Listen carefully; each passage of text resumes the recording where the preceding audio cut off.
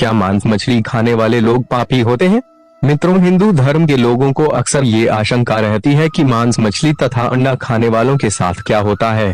वैसे तो शाकाहारी भोजन को हिंदू धर्म में सर्वाधिक माना जाता है, लेकिन फिर भी कलयुग जैसे दौर में सभी धर्म के लोग बड़े ही चाव के साथ मांसाहारी भोजन खाते हैं। तो आज की इस पोस्ट में हम जानेंगे कि मांसाहारी भोजन करने वाले लोगों को पाप लगता है या नहीं। तो चलिए जानते हैं। जैसा कि दोस्तों, वेदों में जानवरों को मारना पाप माना गया है और मांस खाना सख्त मना है। अथर्ववेद में कहा गया है कि आप इन चीजों को चावल, गेहूं, दाल आदि को भोजन के रूप में लें, जो आपके लिए सबसे अच्छा और सादा भोजन है। दूसरी ओर ऋग्वेद में कहा गया है कि गाय जगत की माता है और उसकी रक्षा ही समाज का उत्थान है। उन जैसे सभी जानवरों की रक्षा की जानी चाहिए। गीता में मांस खाने और न खाने का उल्लेख है, जिसे 3 श्रेणियों में बांटा गया है। सात्विक भोजन करने वाले मनुष्य के विचार भी सात्विक होते हैं। तामसिक भोजन में मांस और शराब जैसी चीजों का सेवन किया जाता है। इस प्रकार का भोजन करने वाले हमेशा अपने बुरे कर्मों की वजह से बीमार और आलसी रहते हैं। जो व्यक्ति मांस खाते हैं वे 36 प्रकार के नरकों में से एक एक करके सभी नरक में जाते हैं, जहां उनके शरीर के टुकड़े टुकड़े कर दिए जाते हैं और फिर उन हिस्सों को तेल में तला जाता है, जिससे मनुष्य के लिए झेलना बहुत ही कष्टदायी माना जाता है। इसलिए कहा जाता है कि महानता जीवन लेने में नहीं, जीवन देने में है। मांस खाने वाले ब्राह्मणों के साथ क्या होता है, चलिए इसी के साथ आपको ये भी बता दें कि आखिर मांस खाने वाले ब्राह्मण के साथ क्या होता है। आज के युग में हर धर्म के लोग मांस खाते हैं। उन्हीं में से एक हमारे पूजनीय ब्राह्मण भी है। लेकिन क्या आपने कभी सोचा है ऐसा करने वाले ब्राह्मणों के साथ क्या होता है?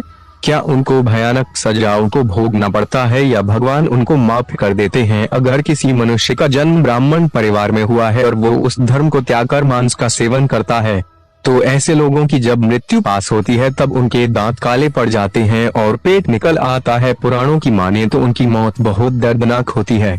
कहा जाता है कि अगर भगवान ने किसी को इतनी श्रेष्ठता दी है और उसकी कदर न की जाए तो भगवान का क्रोधित होना वाजिब है। स्कंद पुराण काशीखंड के 3 अध्याय में कहा गया है कि जो ब्राह्मण मांस खाता है उसके जीवन पर धिक्कार है। ऐसे ब्राह्मण को न तो मृत्यु लोक में सुख मिलता है और न ही मृत्यु के बाद दूसरे लोक में।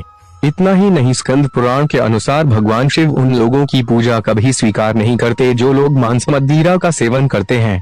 मांस खाना पाप या पुण्य। वराह पुराण के अनुसार भगवान विष्णु के वराह अवतार कहते हैं कि जो व्यक्ति मांस खाता है, मैं न तो उसकी पूजा स्वीकार करता हूँ और न ही उसको अपना भक्त मानता हूँ। साथ ही वह पृथ्वी देवी से कहते हैं कि जो मनुष्य गौ माता का मांस खाता है उसे मैं हर तरह से बर्बाद कर देता हूँ और वो मेरे लिए एक अपराधी के समान होता है। उसकी हर सुख सुविधा को मैं मिट्टी में बदल देता हूँ। इसके अलावा भागवत गीता में श्री कृष्ण ने यह भी बताया है कि मनुष्य को क्या खाना चाहिए और क्या नहीं।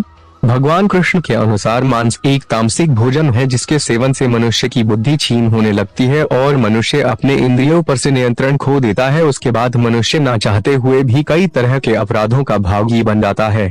और ऐसा मनुष्य जब मेरी पूजा करता है या मुझे याद करता है तो मैं उसके पास नहीं जाता हूँ।